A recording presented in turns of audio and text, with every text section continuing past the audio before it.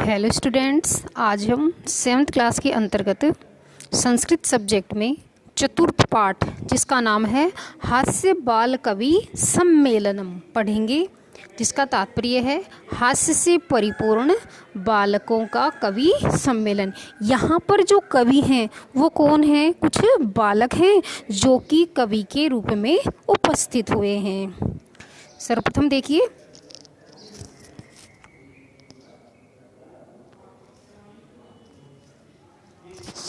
विविध वेशभूषा धारिणः चत्वारः बालकवयः मंचस्य उपरि उपविष्टा। विविध वेशभूषा धारिणे, विभिन्न प्रकार की वेशभूषा धारिणे, वेशभूषाओं को धारण किए हुए चत्वारः बालकवयः है। चत्वारः है चार, ये जो चत्वारः शब्द है ये पुल्लिंग के लिए आता है, तो चत्वारः चार। बालकवयः बाल कवि, मंचस्य ऊपरी मंच के ऊपर, उपविष्टा संति बैठे हैं।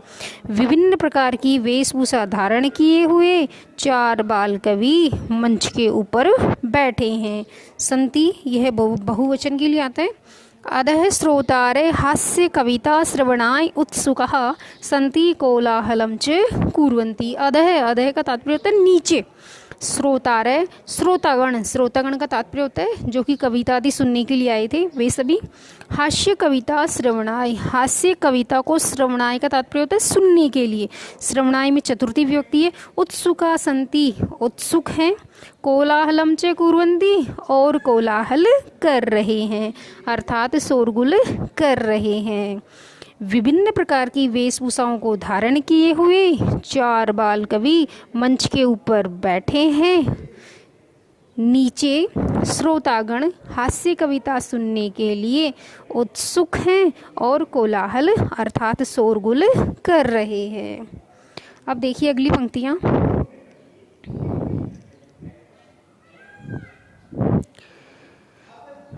संचालक है, संचालक का तात्पर्य होता है जो मंच का संचालन करने वाला था वो। क्या कहता है वो देखिए। अलम कोलाहलेन अद्य परम हर्षस्य अवसरे यत् अस्मिन् कवि सम्मेलने काव्यहन्तारे कालयापकाश्च भारतस्य हास्य कवि धुरंधरा समागता सन्ति। क्या कहता है वो? अलम कोलाहलेन, कोलाहलेन अलम जिसका तात्पर्य होता है कोलाहल अर्थात शोरगुल। अलम का तात्पर्य यह निषेध के लिए होता है। इस प्रकार से इसका अर्थ हो जाएगा मत करो, शोरगुल मत करो। अलम कोलाहलेन का तात्पर्य क्या हो जाएगा? शोरगुल मत करो। अद्य आज, परम हर्षस्य अवसर है। परम का मतलब अत्यधिक, हर्षस्य अवसर है, हर्षस्य अर्थात प्रसन्नता का अवसर, अवसर है या समय है। आज अत्यधिक प्रसन्नता का अवसर है। यत कि अस्मिन कवि सम्मेलने, इस कवि सम्मेलन में। काव्यहंतार है, अब ये कवि सम्मेलन है तो यहाँ देखिए जो कवि आए हैं सम्मेलन में उनके लिए कौन कौन से संबोधन वाचक शब्द काम में लिए गए हैं वो देखिए आप। काव्यहंतार है का तात्पर्य होता है काव्य का हंत करने वाला अर्थात नष्ट करने वाला, तो काव्य हंतारे का तात्पर्य हो गया काव्य को नष्ट करने वाला। कालयापकाश्च, और क्या जाएगा? और कालयापकः, कालयापकः का तात्पर्य होता है समय को बर्बाद करने वाले, समय को व्यर्थ करने वाले। काव्य हंतारः का तात्पर्य होता है काव्य को नष्ट करने वाले। कालयापकः का तात्पर्य होता है समय को बर्बाद करने वाले। ये दोनों ही शब्द किसके लिए काम में लिए हैं? कवियों के लिए काम में लिए गए हैं। भारतस्य, भारत के हास्य कवि धुरंधरः, भारत के हास्य कवि। धुरंधरा का तात्पर्य होता है श्रेष्ठ, भारत के श्रेष्ठ हास्य कवि समागता संति, समागता संति का तात्पर्य होता है उपस्थित हुए हैं या आए हैं। फिर से देखिए इसको। आज परम हर्ष का अवसर है या अत्यधिक प्रसन्नता का अवसर है कि इस कवि सम्मेलन में काव्य को नष्ट करने वाले या काव्य का नाश करने वाले और समय बर्बाद करने वाले भारत के श्रेष्ठ हास्य कवि आए हैं। एहि करतल ध्वनिना वयम एतेषां स्वागतम कुर्मः। एहि आइए, एहि का तात्पर्य क्या हो जाएगा? आइए या आओ। करतल ध्वनिना, करतल ध्वनि का तात्पर्य होता है तालियों की आवाज़। तो करतल ध्वनिना तृतीय विभक्ति हो गई, जिसका तात्पर्य होगा तालियों की आवाज से। वयम हम सब एतेषां स्वागतम कुर्मः, एतेषां इन सभी का स्वागतम कुर्मः स्वागत करें। आइए तालियों की आवाज से हम सब इनका स्वागत करें। फिर से देख लीजिए एक बार, कोलाहल मत करो। आज अत्यधिक प्रसन्नता का अवसर है कि इस कवि सम्मेलन में काव्य का नाश करने वाले और समय बर्बाद करने वाले भारत के श्रेष्ठ हास्य कवि आए हैं। आइए तालियों की आवाज़ से हम इनका स्वागत करें। अब नेक्स्ट पंक्तियाँ देखिए। गजाधर कहता है, सर्वेभ्यो अरसिकेभ्यो नमो नमः। गजाधर कौन है? ये पहला कवि है जो कि मंच के ऊपर उपस्थित हुआ है। क्या कहता है वो? सर्वेभ्यो, ये जो अवग्रह का चिन्ह है इसका ए का उच्चारण निकलेगा इस प्रकार से, इसका तात्पर्य हो जाएगा अरसिकेभ्यो। एक शब्द है सर्वेभ्यो और दूसरा क्या है? अरसिकेभ्यो नमो नमः। प्रथमम तावत अहम आधुनिकम वेद्यम। क्या कहता है वो? सर्वेभ्यो सभी, अरसिकेभ्यो अर्थात नीरस लोगों को, नीरस जनों को, नमो नमः मेरा क्या है? नमस्कार है। सभी नीरस जनों को मेरा नमस्कार है। तो नीरस किसको बताया है? सभी श्रोतागण को गजाधर ने क्या बताया है? नीरस बताया है, रस से रहित बताया है। प्रथमम सबसे पहले, तावत तो, अहम मैं, आधुनिकम वेद्यम आधुनिक वेद्य, सबसे पहले तो मैं आधुनिक वेद्य। क्या कहता है वो आधुनिक वेद्य के विषय में? आधुनिक वेद्यम उद्देश्य, आधुनिक वेद्य को उद्देश्य करके। उद्देश्य का तात्पर्य क्या हो जाएगा? उद्देश्य करके। गजाधर ने क्या कहा कि सबसे पहले तो मैं आधुनिक वेद्य को उद्देश्य करके, यानी कि मेरा जो ये कविता का जो ये अंश आ रहा है वो किससे संबंधित है? वो आधुनिक वेद्य से संबंधित है। तो मैं क्या कर रहा हूँ? आधुनिक वेद्य को उद्देश्य करके स्वकीयम काव्यम श्रावयामि, स्वकीयम अपना, काव्यम श्रावयामि काव्य श्रावयामि सुनाता हूँ। क्या कहा गजाधर ने? कि मैं आधुनिक वेद्य को उद्देश्य करके अपना काव्य सुनाता हूँ। गजाधर की जो रचना थी वो किससे संबंधित है? आधुनिक वेद्य से संबंधित है, अर्थात डॉक्टर से संबंधित है। क्या कहता है गजाधर? वेधिराज नमस्तुभ्यं यमराज सहोदर, यमस्तु हरति प्राणान वेद्य प्राणान धनानि च। देखिए इन्होंने क्या कहा है? इस प्रकार होगा इसका अन्वय, यमराज सहोदर है। यमराज सहोदर का तात्पर्य क्या होगा? यमराज का सहोदर अर्थात भाई, यमराज का भाई। वेद्य को किसके समान माना गया है? यमराज के भाई के समान माना गया है। यहाँ देखिए एक हास्य कवि सम्मेलन है, तो इसमें हास्यपूर्ण कविताएं सुनाई जाएंगी, चाहे वो किसी से भी संबंधित हो। क्या कहता है? यमराज सहोदर है, यमराज के भाई। वेद्यराज आपको नमस्तुभ्यम मेरा नमस्कार है। यमराज के भाई वेद्यराज को नमस्कार है। क्या करता है वो? यमस्तु, ये जो यमस्तु है इसका विच्छेद करेंगे तो यमह तू हो जाएगा। स का क्या हो जाएगा? विसर्ग हो जाएगा। यमह तू, जिसका तात्पर्य होगा यम तो। यमह तू का तात्पर्य क्या हो जाएगा? ये देखिए यमस्तु, यमह, स का विसर्ग हो जाएगा, सत्व विसर्ग संधि है यहाँ पर, तो रूप क्या बनेगा? यमह तू। तो यमह तू का तात्पर्य होगा यमराज तो। ठीक है। उसके पश्चात देखिए हरति प्राणान, क्या करता है? यमह तू प्राणान हरति, कि यमराज तो क्या करता है? प्राणान हरति, प्राणों को हरता है। जो यमराज होता है वो क्या करता है? लोगों के प्राण लेता है, केवल प्राण हरता है। लेकिन वेद्य है, वेद क्या करता है? प्राणान धनानि च हरति। लेकिन वेद्य क्या करता है? प्राणान, प्राणों को, धनानि च और धन का क्या करता है? हरति, हरण करता है। कहने का तात्पर्य यह है गजाधर का कि जो यमराज होता है वो तो केवल लोगों के प्राण ही हरता है, लेकिन एक जो वेद्य है वो क्या करता है? लोगों के प्राण भी ले लेता है, साथ ही साथ उसका धन भी ले लेता है। उसके इलाज के दौरान काफ़ी पैसा लगता है, इसलिए ये कहा गया है कि पैसा तो लेता ही लेता है, साथ साथ उसके प्राण भी ले लेता है। फिर से देखिए इसको, यमराज के भाई वैद्यराज को नमस्कार है। यमराज तो प्राण हरता है, लेकिन वैद्य तो प्राण और धन दोनों हरता है। अंत में हरते शब्द इसमें अतिरिक्त लगेगा। सर्वे उच्चई हसंती, सर्वे सभी लोग, अर्थात जो श्रोतागण आदि सभी बैठे थे वो सभी उच्चई हसंती, उच्च स्वर में अर्थात जोर जोर से, हसंती हंसते हैं, सभी श्रोतागण हंसते हैं। कालांतक है, अरे विद्यास्तु सर्वत्र परंतु न ते मादृशा कुशला जनसंख्या निवारणे। क्या कहता है वो? नाम इसका कालांतक है। कालांतक है काल का अंत करने वाला, समय का अंत करने वाला, अर्थात यमराज। दूसरा जो कवि है उसका क्या नाम है? कालांतक है, अर्थात समय का अंत करने वाला, अर्थात यमराज। देखिए क्या कहता है ये, अरे वेद्यास्तु सर्वत्र, वेद्यास्तु तो वेद्यातु से का विसर्ग हो जाएगा, वेद्यातु अर्थात वेद्य तो, अरे वेद्य तो सर्वत्र सभी जगह, परंतु लेकिन नैते मादृशा, परंतु ते मादृशा कुशला जनसंख्या निवारणे। किसके विषय में कुशल बता रहे हैं अपने आप को? परंतु ते जनसंख्या निवारणे मादृशा कुशला न। इस प्रकार से इसका अन्वय बनेगा।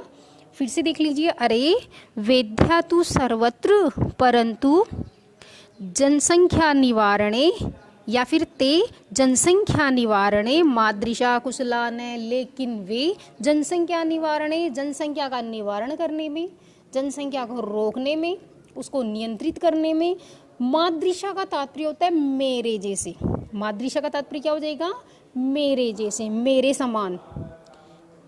कुशला न, कुशल नहीं है, चतुर या प्रवीण नहीं है। अरे वेद्य तो सभी जगह हैं, लेकिन जनसंख्या को रोकने में वे मेरे जैसे नहीं है, मेरे समान नहीं है। कहने का तात्पर्य यह है कि जनसंख्या का निवारण करने में जिस प्रकार से मैं अहम भूमिका निभा रहा हूँ, शायद और कोई वेद्य नहीं निभा सकता। अब वो कारण बता रहे हैं वो कि किस प्रकार से हो रहा है ये, अपने आप को ज़्यादा कुशल बता रहे हैं। कौन? कालांतक है।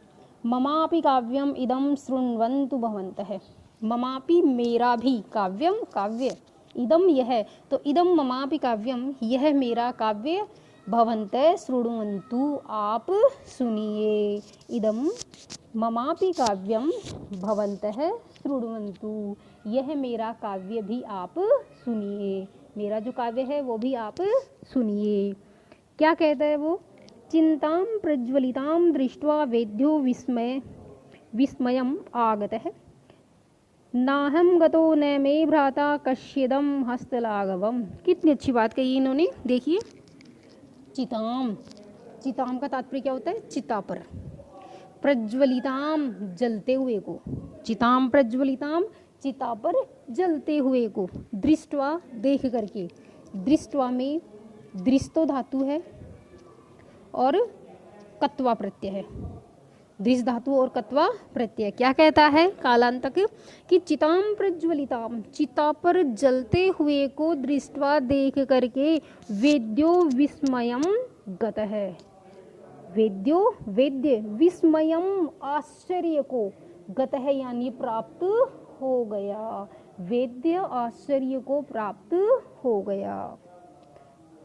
चिता पर जलते हुए को देखकर वेद्य आश्चर्य को प्राप्त हो गया। क्या कहता है वो? ना अहम गतो, ना अहम गतो, ना तो मैं गया, ना अहम गतो का तात्पर्य क्या होगा? ना तो मैं गया। न मैं भ्राता, और न मैं भ्राता का तात्पर्य हो गया न मेरा भाई गया, कि ना तो मैं गया ना मेरा भाई गया। फिर कश्चिदम हस्तलाघवम, तो इदम पहले आ जाएगा, इदम, इदम यह, कस्य किसके, कस्य का तात्पर्य क्या हो जाएगा? किसके, हस्त यानी हाथ की, लाघवम का तात्पर्य हो जाएगा सफाई है।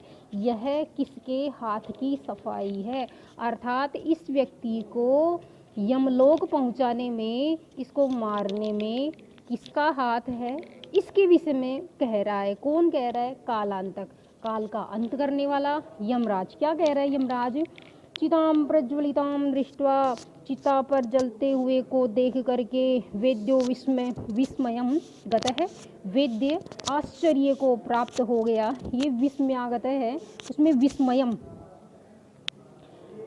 और आगत है, इस प्रकार से दो शब्द बनेंगे इसमें, अर्थात विस्मय को प्राप्त हुआ, आश्चर्य को प्राप्त हुआ, आश्चर्यचकित हो गया। ना अहम गतो, ना तो मैं गया, न मे भ्राता, न मेरा भाई गया। इदम कस्य हस्तलाघवम, इदम यह, कस्य हस्तलाघवम किसके हाथ की सफाई है, यह किसके हाथ की सफाई है। भाई इसको मारने में किसका हाथ है, ये कार्य किसने किया है, इसके विषय में कह रहा है वो। सर्वे पुनः हसन्ति, सभी पुनः हंसते हैं। एक बार फिर से केवल अनुवाद देख लीजिए इसका।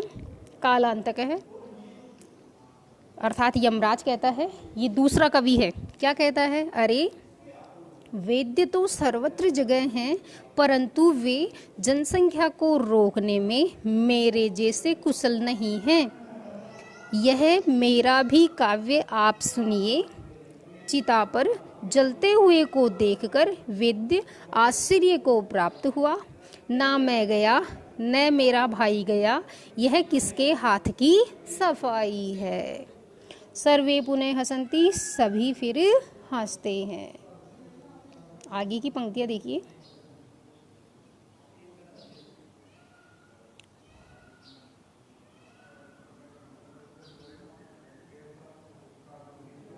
अब है तीसरा कवि।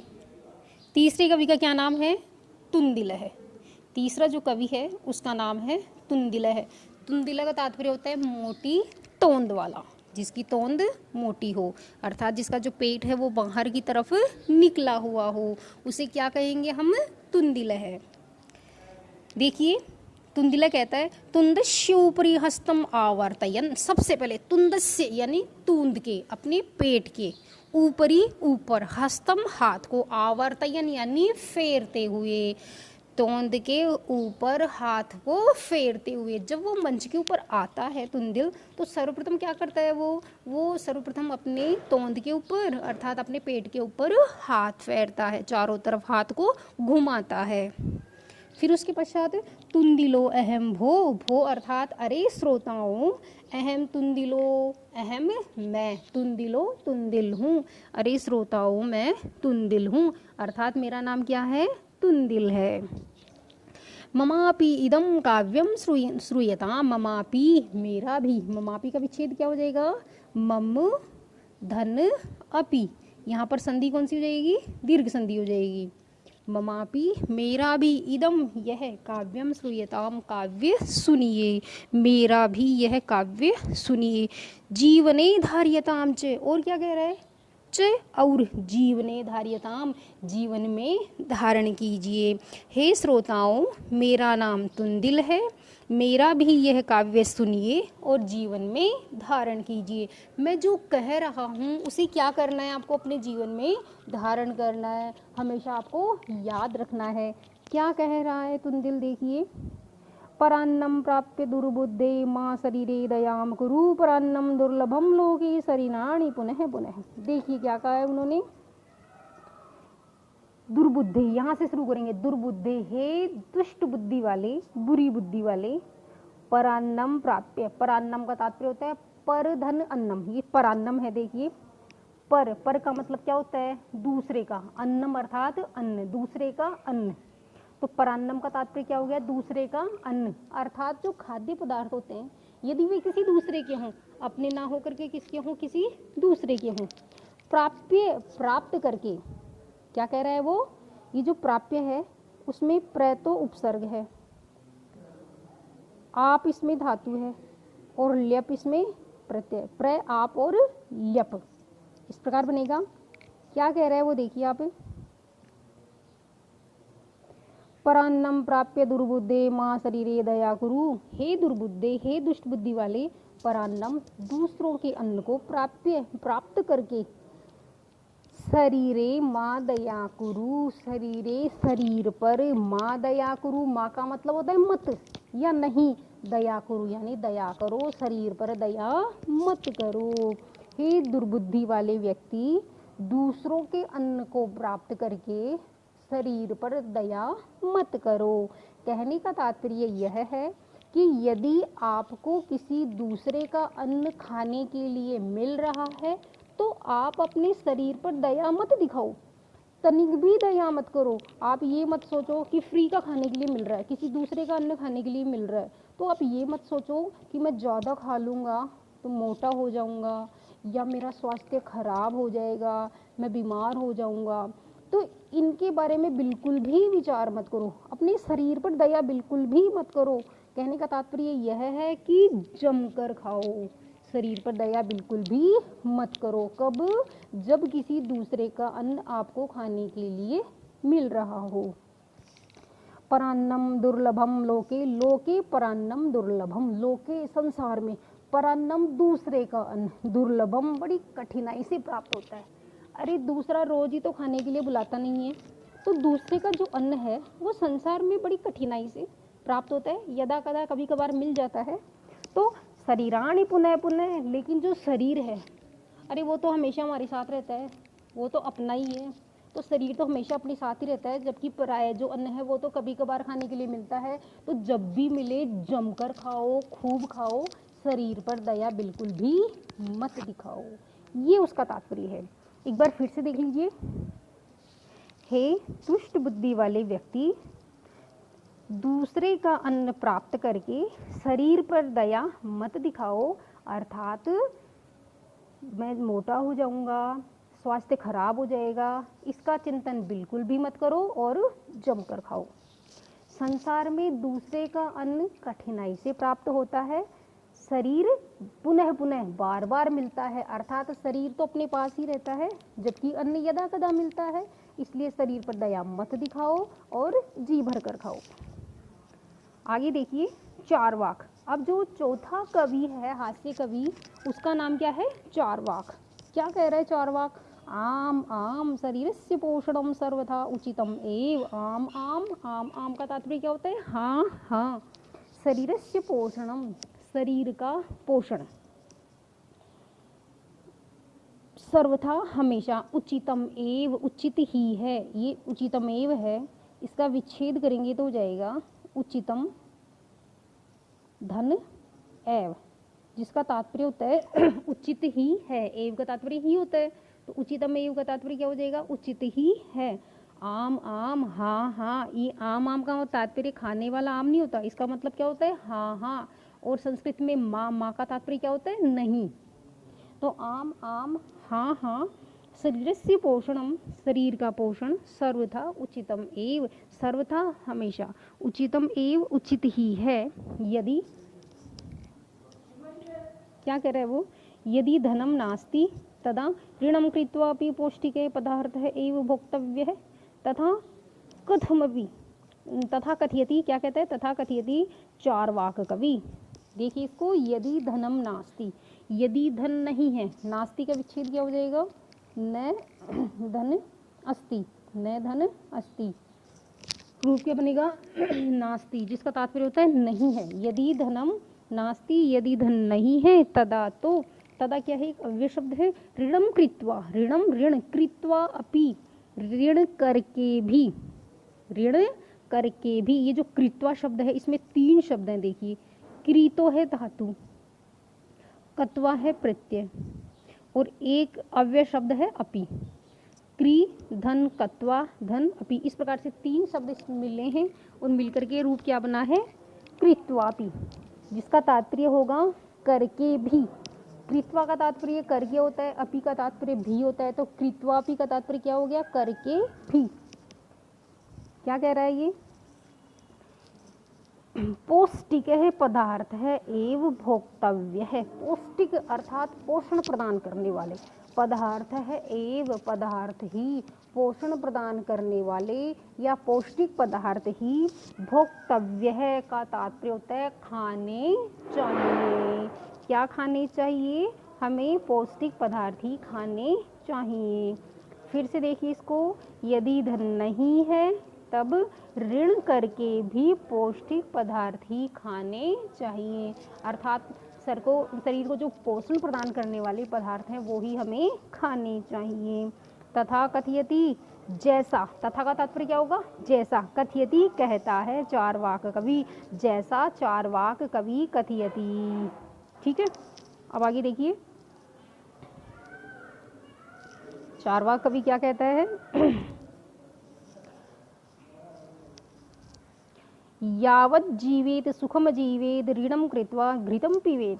यावत जीवेत, यावत जब तक, जीवेत जीवित रहो, सुखम सुख से, जीवेत जीवित रहो, जब तक जियो सुख से जियो, ये तात्पर्य है। यावत जीवेत जब तक जीवित रहो, सुखम जीवेत सुख से जीवित रहो, ऋणम कृत्वा ऋण करके, ऋणम कृत्वा ऋण करके, घृतम पीबेत, घृतम घी, पीबेत पियो, ऋण करके घी पियो। घी पीने का तात्पर्य वास्तव में घी पीना नहीं है, इसका तात्पर्य है पौष्टिक भोजन ही करो। जब तक जियो सुख से जियो, ऋण करके भी घी पियो, अर्थात आप जब तक जीवित रहते हैं सुखपूर्वक जीवन यापन कीजिए। इसके लिए चाहे आपको ऋण भी क्यों ना करना पड़े, और ऋण करके भी, उधार लेकर भी आप पौष्टिक पदार्थ ही ग्रहण करो। आगे देखिए श्रोतारः, श्रोतारः का तात्पर्य क्या होता है? जो श्रोतागण हैं वे। तर्हि ऋणस्य प्रत्यर्पणम कृतम, तर्हि का तात्पर्य क्या होगा? तो ऋणस्य प्रत्यर्पणम, ऋणस्य ऋण का, प्रत्यर्पणम कथम, प्रत्यर्पणम का तात्पर्य होता है लौटाना। कथम कैसे? तो ऋण को लौटाएं कैसे? भाई ऋण लेकर के घी पी लेंगे, अर्थात पौष्टिक पदार्थ ग्रहण कर लेंगे, लेकिन जो हमने ऋण लिया है उसको वापस कैसे लौटाएंगे? ये कह रहा है। कौन कह रहा है? श्रोतार है। जो श्रोतागण थे वहाँ उपस्थित थे, जो सुन रहे थे, तो उनमें से कोई एक खड़ा होकर के क्या कहता है कि भाई हम ऋण तो ले लेंगे लेकिन उसको लौटाएंगे कैसे? तरहि ऋणस्य प्रत्यर्पणम कथम, तो ऋण को लौटाएं कैसे? चार्वाक कहता है। क्या कहता है? रास्ता बता रहा है वो ऋण को लौटाने का। श्रूयताम मम अवशिष्टम काव्यम, श्रूयताम सुनिए, मम मेरा, अवशिष्टम काव्यम, अवशिष्टम अर्थात शेष या बचा हुआ, काव्यम काव्य, सुनिए मेरा अवशिष्ट काव्य। मैं आपको रास्ता बता रहा हूँ कि आप ऋण को कैसे लौटाएंगे, तो आप इसके लिए मेरा काव्य सुनिए। अब वो काव्य क्या है वो ये बताएंगे। देखिए वो मार्ग बता रहे हैं वो कि घृतम पीत्वा श्रमम कृत्वा ऋणम प्रत्यर्पयेत जनः। अब उन्होंने मार्ग भी बताया है। क्या मार्ग बताया उन्होंने? घृतम पीत्वा, घी पी करके, ठीक है। पीत्वा में पातो धातु है, धन कत्वा प्रत्यय है, इसमें कत्वा प्रत्यय है। ऋणम प्रत्यर्पयेत, ऋणम ऋण को, प्रत्यर्पयेत लौटाओ, जनः हे मनुष्य, तुम घी पीकर, श्रमम कृत्वा परिश्रम करके ऋण को लौटाओ। घी पियोगे, पौष्टिक पदार्थ ग्रहण करोगे, शरीर को अच्छा पोषण मिलेगा, तो परिश्रम भी अधिक करोगे, और जब परिश्रम अधिक करोगे तो आपको कमाई भी अधिक होगी। इस प्रकार से आप अपना ऋण सरलता से लौटा दोगे। काव्य पाठ श्रवणेन उत्प्रेरित है एक बालको अपि आसु कविताम रचयति। काव्य पाठ श्रवणेन, काव्य पाठों को सुनने से, उत्प्रेरित है, प्रेरित, उत्प्रेरित या प्रेरित, एक है बालको अपि, एक बालक भी, आसु कविताम रचयति। आसु कविता का तात्पर्य होता है कि तुरंत उसी समय जब वो अन्य हास्य कवियों की कविताएं सुन रहा था तो उनकी कविताओं को सुन करके प्रेरित होकर के उसने तुरंत एक छोटी सी कविता लिख दी, तो वो कविता क्या कहलाएगी? आसु कविता। अर्थात तुरंत रची गई जो रचना है, उसी क्षण उसी पल जो रची गई वो जो रचना है वो आशु कविता कहलाती है। कविताम रचयति, आशु कविता रचयति रचता है अर्थात लिखता है। हास्यपूर्वकम च श्राव्यति, हास्यपूर्वकम च और प्रसन्नता पूर्वक, श्राव्यति सुनाता है। काव्य पाठ को सुनने से प्रेरित हुआ एक बालक भी तुरंत कविता की रचना करता है और प्रसन्नता पूर्वक सुनाता है।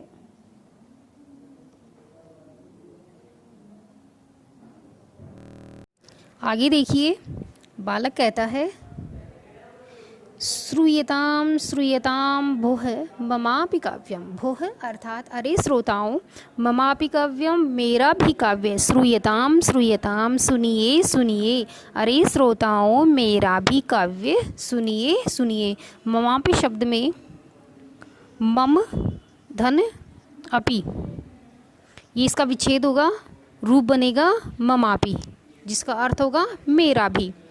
अब क्या रचना की थी उसने, जो आशु कविता की रचना की थी उसकी पंक्ति है गजाधरम कविम चैव तुंदिलम भोज्यलोलुपम कालांतकम तथा वेद्यम चार्वाकम च नमाम्यहम।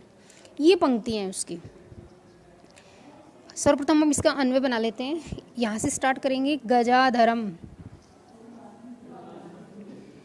गजाधरम, ये जो चैव शब्द है इसका विच्छेद करेंगे तो च धन एव हो जाएगा, च धन एव, और यहाँ संधि कौन सी हो जाएगी, वृद्धि संधि हो जाएगी, वृद्धि संधि हो जाएगी यहाँ पे। गजाधरम एव कविम, गजाधरम एव, चैव में से एव निकलेगा, एव कविम, ठीक है। उसके पश्चात होगा भोज्य लोलुपम तुंदिलम, अब आ जाएगा ये च, भोज्य लोलुपम तुंदिलम च, गजाधरम एव कविम भोज्य लोलुपम तुंदिलम च। फर्स्ट लाइन, सेकंड लाइन देखिए, कालांतकम तथा वेद्यम, ऐसे कैसे आ जाएगा, चार्वाकम च नमाम्यहम है तो इसका विच्छेद करेंगे हम तो विच्छेद हो जाएगा नमामि धन अहम, ये इसका विच्छेद होगा। इसमें यण संधि है, नमाम्यहम में संधि कौन सी हो जाएगी, यण संधि है इसमें। इसमें देखिए जो नमामि अहम हमने विच्छेद किया था, तो अहम पूर्व में अर्थात पहले आएगा और नमामि बाद में आएगा, पहले कर्ता आएगा फिर क्रिया आएगी। तो सेकंड लाइन का अन्वय इस प्रकार होगा, कालांतकम तथा वैद्यम चार्वाकम च अहम नमामि।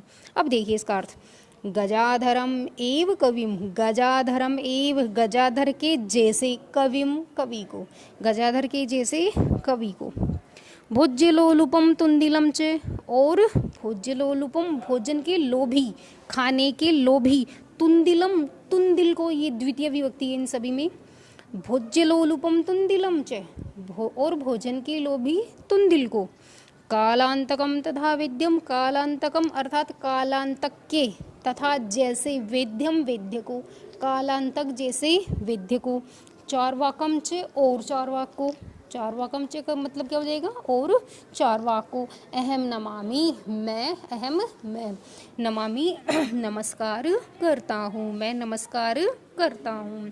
क्या कहता है ये, फिर से देखिए इसको, गजाधर के जैसे कवि को और भोजन के लोभी तुंदिल को, कालांतक जैसे वेद्य को और चार्वाक को मैं नमस्कार करता हूँ। इस प्रकार से इन दो लाइनों में उस बालक ने सभी कवियों की विशेषताएं यहाँ पर प्रकट कर दी और सभी को नमस्कार भी कर दिया, उनका अभिवादन भी कर दिया। अब देखिए अंतिम पंक्तियाँ, काव्यम श्रावयित्वा हा हा हा इति कृत्वा हसति अन्ये चापि हसन्ति सर्वे गृहं गच्छन्ति। काव्यम श्रावयित्वा, काव्य को सुन करके, श्रावयित्वा सुन करके, काव्य को सुन करके, हा हा हा इस प्रकार से, इति इस प्रकार से, कृत्वा करके, हस्ती हंसते हैं, काव्य को सुन करके, हा हा हा ऐसा करके हंसते हैं, अन्ये च अपि और अन्य भी, ये जो चापी है तो च यानी और अन्य भी और अन्य भी हसंती हंसते हैं और अन्य भी हंसते हैं। सर्वे गृहं गच्छन्ति सभी घर जाते हैं।